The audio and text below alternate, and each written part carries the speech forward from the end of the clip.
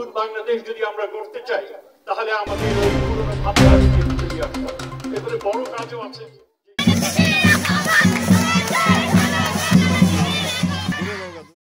অন্তর্বর্তীকালীন সরকারের শিক্ষা উপদেষ্টা অধ্যাপক ডক্টর চৌধুরী রফিকুল আবরার বলেছেন, পুরনো ভাবনা থেকে বের হয়ে নতুন বাংলাদেশ গড়তে হবে, যে বাংলাদেশ হবে আধুনিক শিক্ষায় শিক্ষিত একটি দেশ।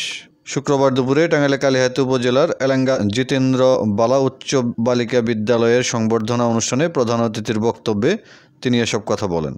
তিনি আরও বলেন, নৈতিক শিক্ষা, ধর্মীয় শিক্ষার এবং পড়াশোনার পাশাপাশি থাকবে গান, কবিতার চর্চা। বাংলা সংস্কৃতিকে নিয়ে সামনে এগিয়ে যেতে হবে। একটি সুন্দর স্বপ্নের বাংলাদেশ বিনির্মাণ করতে হবে। শিক্ষা উপদেষ্টা বলেন, এখানে নৈতিক শিক্ষা, ধর্মশিক্ষা সবই হচ্ছে, কিন্তু আমার মনে হয় আমাদের বড় রকমের একটি ব্যর্থতা রয়েছে।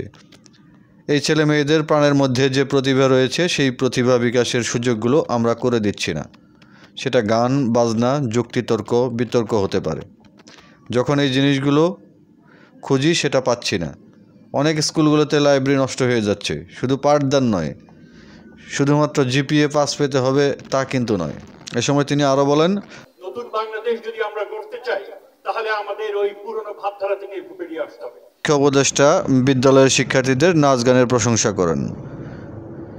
সিবিডির বিশেষ ফেলো অর্থনীতিবিদ ডক্টর দেবপ্রিয় ভট্টাচার্যের সভাপতিত্বে অনুষ্ঠানে আরও উপস্থিত ছিলেন সাবেক উপদেষ্টা অর্থনীতিবিদ doctor Hossain Zillur Rahman, doctor Irina Bhattacharya, সাংবাদিক জিল্লুর রহমান, উপজেলা নির্বাহী অফিসার খায়রুল ইসলাম, কালিহাতী থানার অফিসার ইনচার্জ আবুল কালাম ভূঁইয়া, আমন্ত্রিত দেশবরেণ্য ব্যক্তি শিক্ষানুরাগী মোজাম্মেল হক হিরো, বিভিন্ন শিক্ষা প্রতিষ্ঠানের প্রধান ও বিদ্যালয়ের শিক্ষার্থীবৃন্দ।